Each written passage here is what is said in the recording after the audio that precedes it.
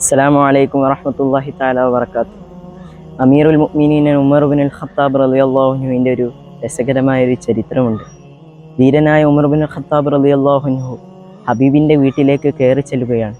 മുത്തു മുഹമ്മദ് മുസ്തഫ സല്ലല്ലാഹു അലൈഹി വസല്ലമ തങ്ങളുടെ അടുത്ത് തൻ്റെ ഭാര്യമാർ മുഹമ്മദ് മുസ്തഫ സല്ലല്ലാഹു അലൈഹി വസല്ലമ തങ്ങളെ ഒരുപാട് ബുദ്ധിമുട്ടിക്കുന്നുണ്ട്. അങ്ങനെ ഉമർ ഇബ്നുൽ ഖത്താബ് റളിയല്ലാഹു അൻഹു കയറി ചെന്നപ്പോൾ ആ ഭാര്യമാർ പെട്ടെന്ന് എണീറ്റുകൊണ്ട് അവർ ഓടി ഒളിക്കുകയാണ്, ഹിജാബിൻ്റെ മറയിലേക്ക് പോവുകയാണ്. അങ്ങനെ നബി സല്ലല്ലാഹു അലൈഹി വസല്ലമ തങ്ങൾ ഇത് കണ്ടിങ്ങനെ ചിരിക്കുന്നുണ്ട്.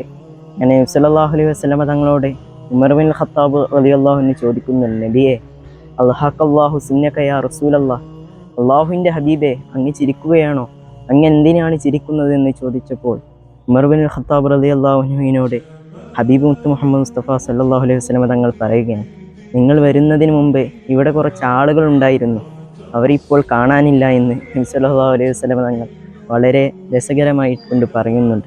അങ്ങനെ ഉമർ റളിയല്ലാഹു അൻഹു വളരെ ദേഷ്യം വരികയാണ്.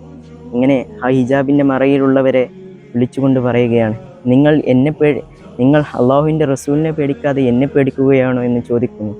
അപ്പോഴാണ് നബി സല്ലല്ലാഹു അലൈഹി വസല്ലമ തങ്ങൾ ഉമർ റളിയല്ലാഹു അൻഹുവിൻ്റെ ധീരതയെക്കുറിച്ച് പറയുന്നത്, ഉമറെ, താങ്കളൊരു വഴിയിലൂടെ നടന്നാൽ ആ വഴി വിട്ട് ഷെയ്ത്താൻ മറ്റൊരു വഴിയിലൂടെ നടക്കുമെന്ന് ഉമർ ബിനുൽ ഖത്താബ് റളിയല്ലാഹുവിനെ കുറിച്ച് അള്ളാഹുവിൻ്റെ റസൂൽ സല്ലല്ലാഹു അലൈഹി വസല്ലമ തങ്ങൾ അവിടുന്ന് പറയുന്നുണ്ട്. അല്ലാഹു തആല അവരുടെയൊക്കെ കൂടെ നാളെ ജന്നാത്തുൽ ഫിർദൗസിൽ നാം ഏവരെയും ഉൾപ്പെടുത്തട്ടെ.